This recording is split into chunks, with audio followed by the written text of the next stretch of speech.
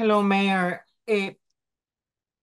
You and your team are working on creating a comprehensive plan for Holyoke. It's a plan that looks 10 years out. What do the people of Holyoke, the businesses of Holyoke, everybody who has a stake in Holyoke, what do we want to see improved or new in the city of Holyoke? Can you please tell us more about that? And that's what we want to find out in this process. Uh, just to take it back a little bit. So our current, what's referred to as the master plan for the city is 25 years old. I think the last one was done in about 1999, 2000. And the last 25 years in our city's history here, uh, a lot has changed. There are so many things that's so vastly different. Like for example, marijuana wasn't legal at that time or wasn't a thing. Climate change wasn't talked about at that time. And there were a lot of things in that plan I'm sure have been implemented over time. Other things weren't for whatever reason that might be. So this is our opportunity to kind of reconvene as a community to look at those different areas that make what we now call a comprehensive plan, from land use to transportation, housing, economic development. Each of those subject components that make up a comprehensive plan, that we come together as neighbors and we look at our assets, our infrastructure, what works, what doesn't work, and what priorities do we want to identify for the next 20, 25 years. Now, you know, there leaders, city council, mayors, people that are in positions uh, that to influence the direction we're going, by having a tangible document we can refer to. Comprehensive planning is a very robust community engagement process. Um, and so when you have a tangible document that's a result of a process soliciting information from the community feedback on what direction we want to go, it makes it easier for decision makers to make the policy change, whether if it's an ordinance change, if it's an investment of resources, to say, hey, look, the community had said in our process X, we want to go forward with doing X, right? The interesting thing about this plan, we are having a climate resiliency focus. We're approaching this in a climate resiliency lens because no matter what we do, there is an impact to the environment one way or another. So if, for example, we want to, we if we as a community are committing to growth, our industry, commercial base, our housing base, business base, where in our city does that growth make sense? Because I know I've heard that our community values greatly, for example, our reservoirs. And if that's a natural asset we want to protect, we need to, and to the community, if the community agrees that that's a natural asset and we need to protect it and have zero development around those areas, we'll know when we do this community engagement if that's what they want. Like that's a directive for me to say, hey, let's not focus on development there. But there are development that's happening in other parts of the city, that maybe there's some land use restrictions that are not allowing for growth to happen to the extent I know we're able to because of whatever zoning restriction there might be.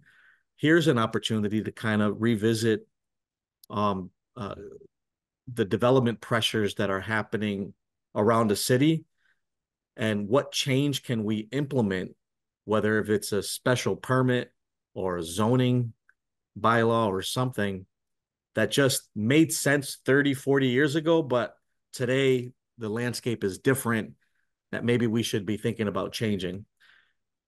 Those are the things that we want to visit and have conversations about as a community.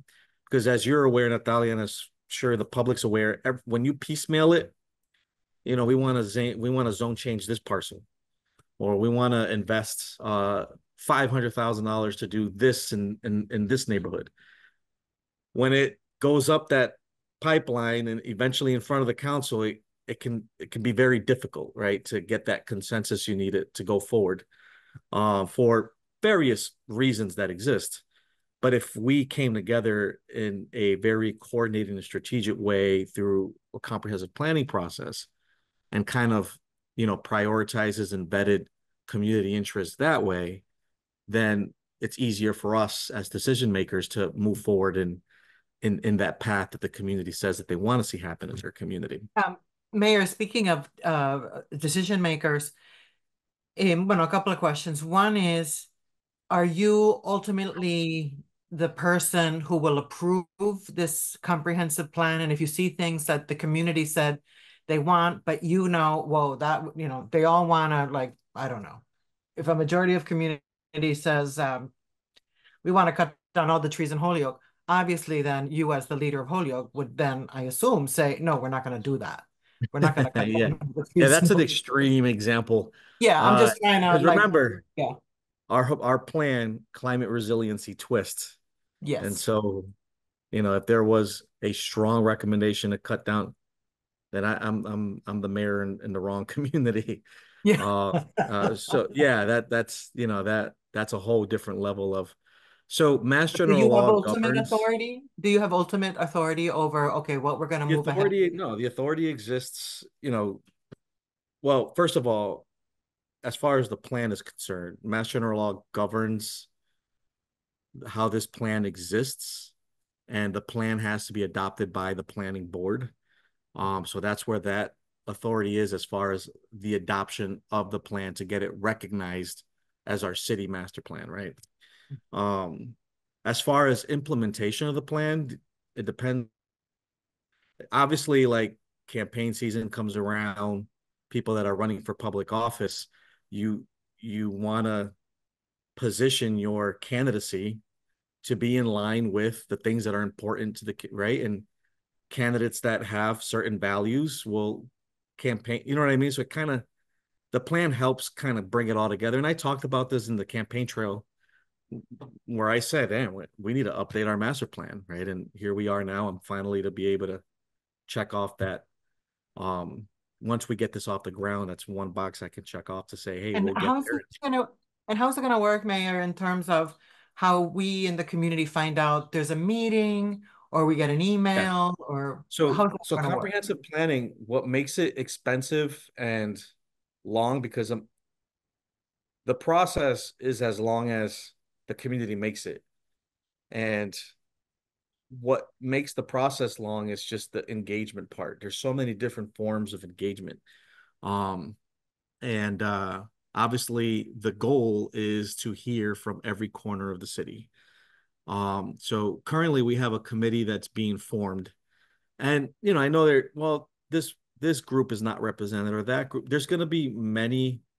So, obviously we need a core working group, and that core working group is going to kind of work together to facilitate other groups and how we do the outreach and hear from the different groups that exist in our city. And yes, so there will be communication going out, whether if it's surveying, that's the most traditional method, but obviously not everybody completes a survey, right? So like, whether if it's focus groups, working with local organizations, different stakeholders, associations, businesses, doing phone calls. But even while doing all of that, we still haven't heard from 100% of our public. So community engagement is the most important part of government. It's also the most difficult task as well. But like, we're in the middle of forming the committee, and internally here, we've talked about how do we make sure that we're truly from the bottom up engaging community. And, I've told members that like we have to be as intentional as possible. So even for any leaders that are everybody's a leader in their own way.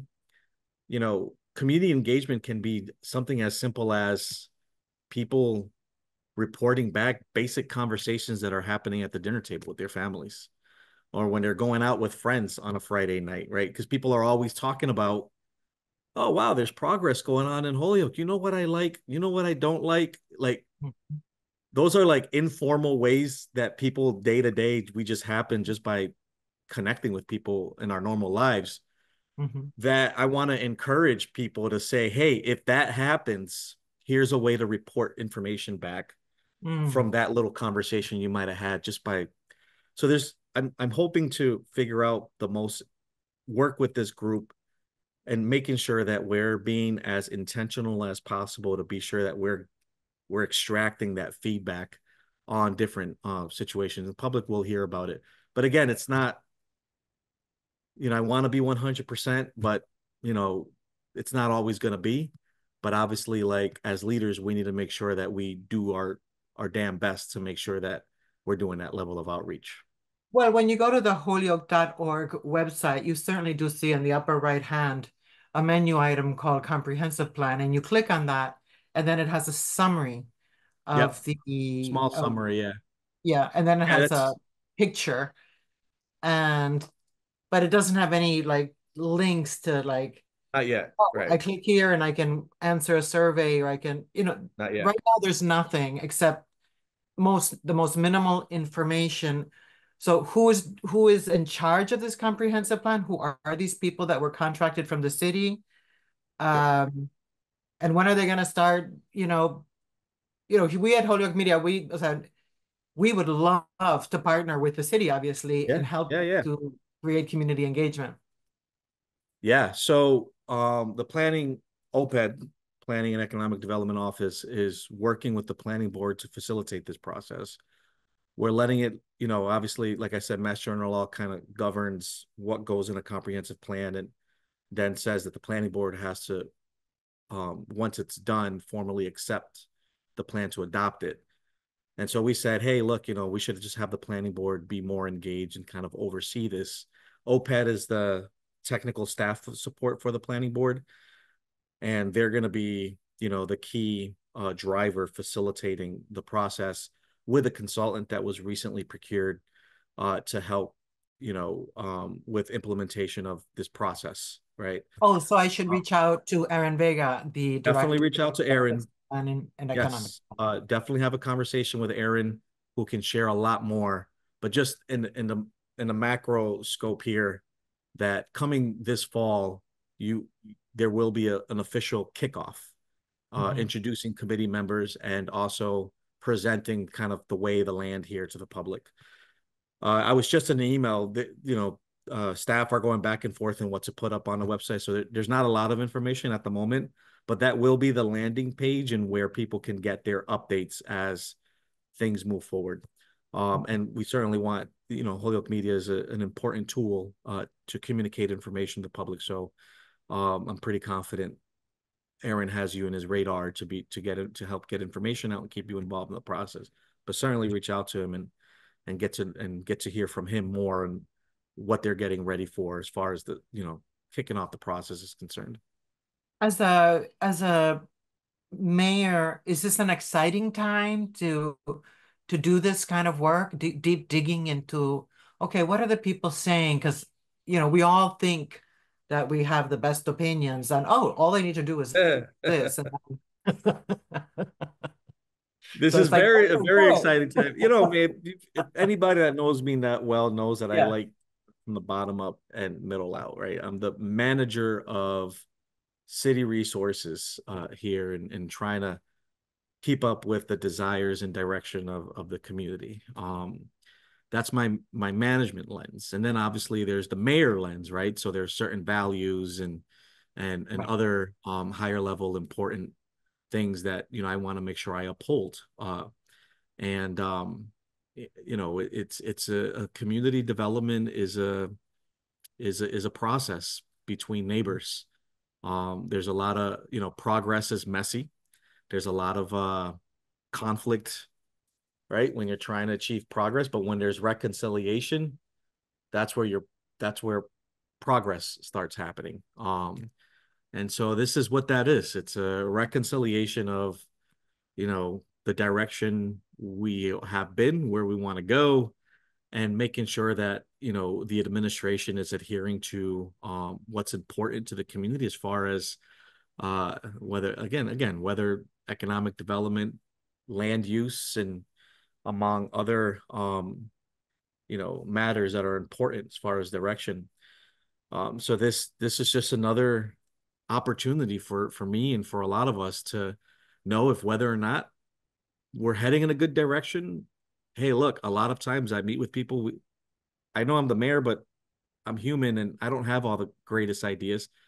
Everything that we've been able to achieve to date was largely thanks to the initiatives that we have been able to put together that are led by the community that filter that up to me and say, hey, whether if it's a feasibility study or an initiative of some sort, that come forward and say, okay, here's what we know what the problems are. These are our recommendations. And I get that and I move, it's that's how I kind of operate. So this process, because it's citywide and comprehensive, it's like it's at a grander level. So the end result is going to be me being able to work together with our appointed officials and our elected officials when we're working with our state rep and senators, congressmen and federal senators, when they Mhm. come to this office looking for, hey, what are your funding priorities? Like I try to use the tools available to me to say, okay, here's what I need. But a comprehensive planning process is just another another tool in the toolbox, much stronger than other tools to really help me understand that my finger's on the pulse. And if it isn't, like I need to know, right? Because I don't want to do something that is against what's important to the community.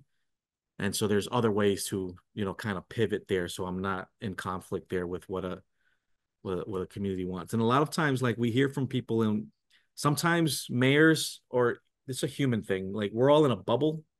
I don't like to be trapped in a bubble. Like I like to burst the bubble to make sure that, because I know there's 1,000 different bubbles in Holyoke, right? And if I'm stuck in a bubble listening to only those folks, Mhm. then it's not very inclusive, and I can be heading in a direction that might not be the desire of the majority of the city.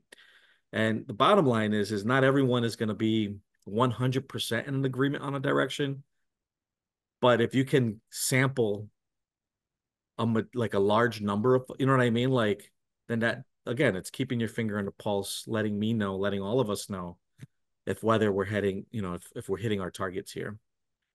So if I understood you correctly, by the beginning of the fall, we all, whether we have businesses or we have faith-based institutions or we are residents, we will hear from whoever these people are that um, Erin's Work. Economic Planning and Economic Development Office Yeah. contracted Yeah. to how to participate and let Right. our views be considered among the many other views that people.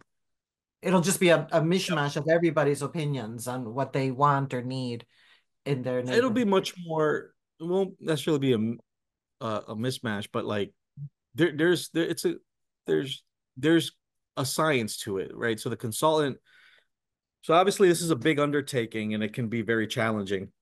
Mhm, And so we needed to make sure that we got guidance from someone who has experience doing this in other communities, that has a scope that works, right? So when we solicited proposals, we've mhm, heard from various great institutions that worked with mhm, municipalities across the Commonwealth, and even in some cases, I think in other country, that have done this process before, and that's what they do. And so in their proposal, they'll share, hey, here's our kind of systematic structure that works. And then we kind of work toward, you know, tweaking it in areas that work for Holyoke. We're starting with a working group coming in the fall. We'll get to present who that working group is. I know, I'm pretty confident because just from my time at Pioneer Valley Planning Commission and even working mhm, at Blandford and now here as mayor, you're always going to hear people think and feel like, hey, I'm not represented in that group. What about me? Right. mhm. And so, I do want the public to know that like this working group, it can only be so big. Like you want to keep it manageable, but Yeah, also this is not the group that's going to build this. This is the group that's going to facilitate implementation of right, soliciting feedback from different right, groups. It's not the group that's going to speak for all the community. And right. sometimes that gets lost, and people start feeling and arguing and believing things that might not be necessarily Yeah. entirely true. Most So infamously with the first school buildings, if the proposal, remember, was put on the ballot. Do we want two new schools? Yes or no? And a lot of people felt that they were not part of that process and they didn't know, well, how much is that going to increase my taxes? I hear you saying that this is going to be inclusive. And at some point, everybody's going to have a chance. Everybody's going to have a chance to be a the participant. intention is everybody, but also I want you hear it always directly from me, right? Like I know that sometimes we're gonna hear it, Natalia, right? Even when we do all our best efforts, someone somewhere is gonna feel like they weren't, and that happens. That's just part of. But I just want to make sure that at minimum, that we have done every effort to be sure that that wasn't the case.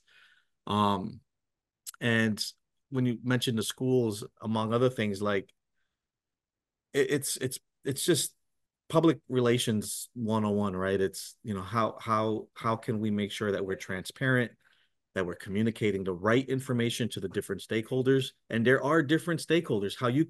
How I communicate information to city council is very different to how I communicate to the public. What I communicate to department heads is very different to what I communicate to the staff, right? And so a lot of times when you hear that conflict out in the community about a process and not feeling they were heard or not, more often than ever, there was a process and it was good. It was just that they didn't communicate strong enough. Mhm, They weren't intentional in their outreach, maybe.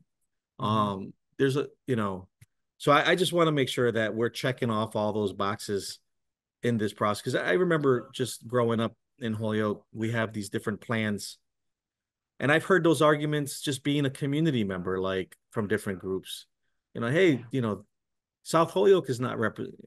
Who speak like, that committee, there's no Latinos on that committee, right? Or there's what about accessibility for people that are vulnerable populations or might be handicapped? They're not represented and it's all, very true because everyone is a member of this community. And so conversations we've been having internally is we need to be very mindful in who's not at the table and Mhm. as intentional as possible in our outreach to be sure that we're reaching out to those who we know are not at the table and also acknowledging the fact that it's not going to be perfect.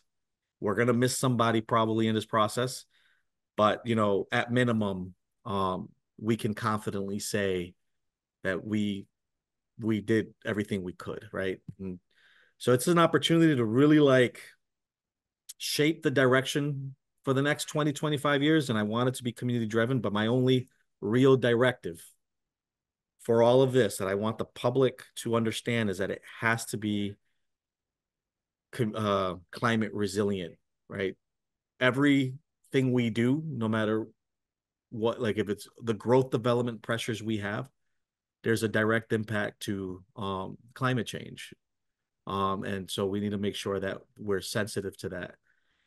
And the other number two ask, excuse me, sorry, is the idea here is we want to grow as a community, but that means differently for a lot of people.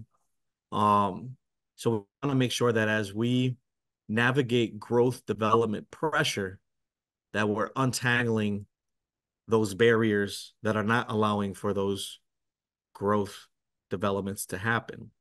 And as we go forward with untangling those knots, we want to make sure that we're protecting our natural assets in the process, that we don't want an unintended consequence. So those are those robust conversations people need to have as neighbors, and kind of filter that information up in this process so we can reflect it in this document that we want to produce at the end of it.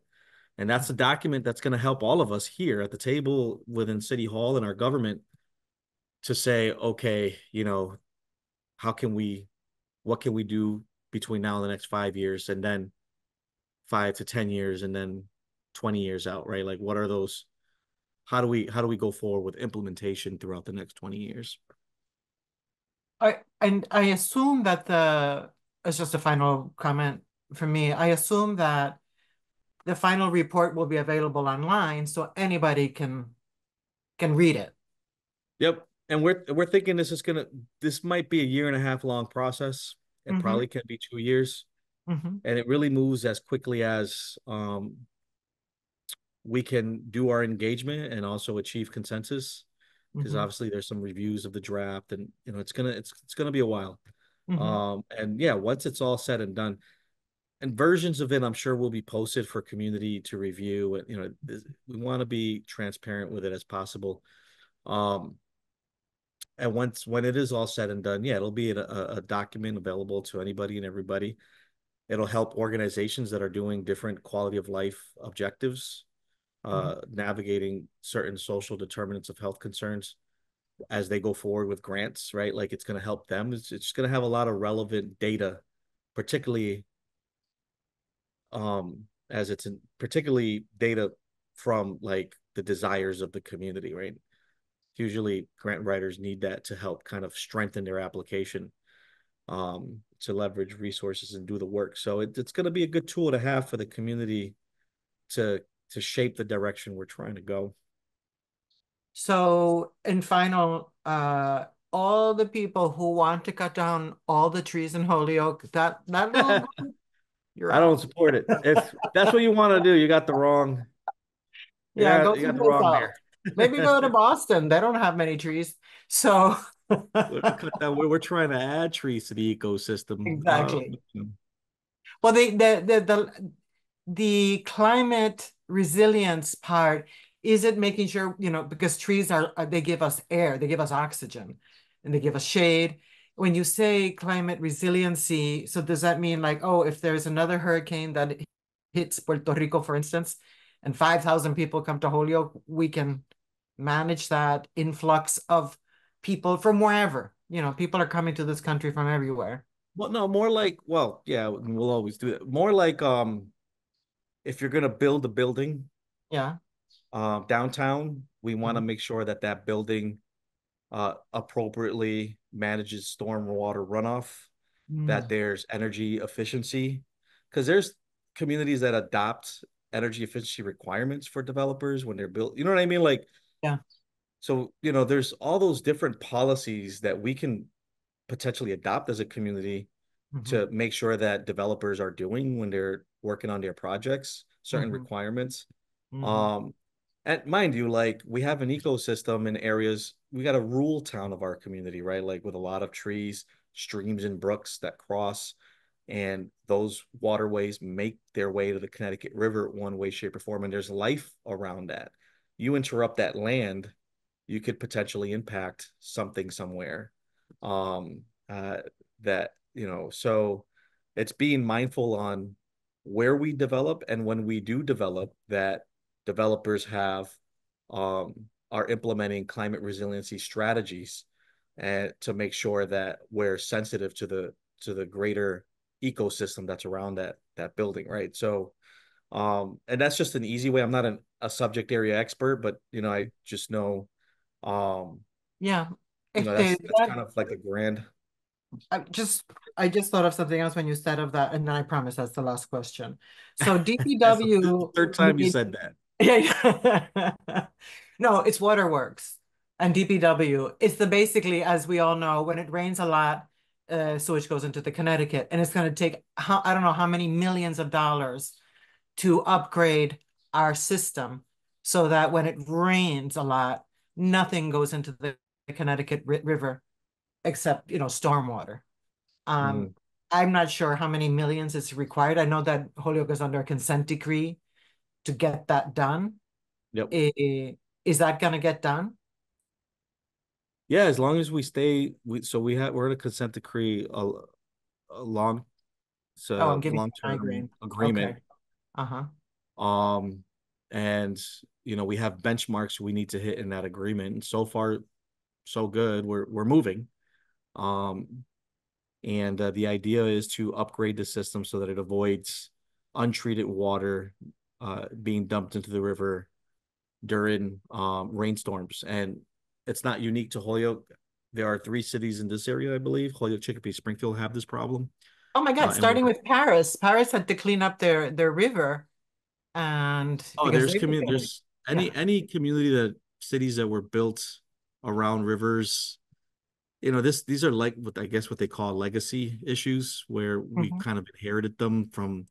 But our ancestors didn't do it purposely. It was legal, right? Like they were building cities, and they needed to make sure that these systems didn't get compromised when there Yeah. were rainstorms. So the best way to do that was to make them overflow so that the systems didn't break and become Yeah. costly. But now through the Clean Water Act, federal government says we got to do better.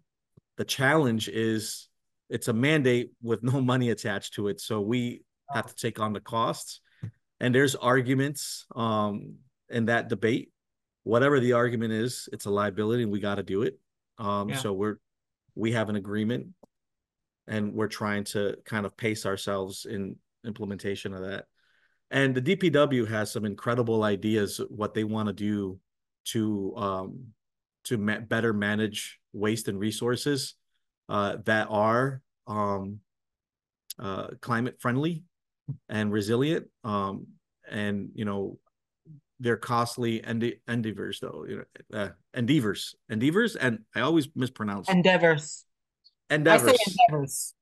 Endeavors. I say endeavors, and Tomato, Anthony says tomato, whatever. Yeah. people make fun of me. Uh, they're costly, but like it can be expensive to do a master plan for this kind of work, right? Like, but you could take that money and probably actually do something, and that's where. But again, in this process, if the community feels that it's important and we need to do it, and you know what, doesn't matter how much it costs, we need to do it because the community Yeah. agree. You know what I mean? So this is a good thing. This is going to be Yeah. very healthy for our city to do, and it's going to help really kind of shape the direction and get us on a path that the community can that we can point to, and the community can feel confident that the people they elect are upholding their desires. Well, yeah, we need a larger tax base so we can help fund this. And those of us who pay taxes to the city, to the state, to the federal government, federal funds are nothing more than people who pay taxes, and that goes to the federal budget.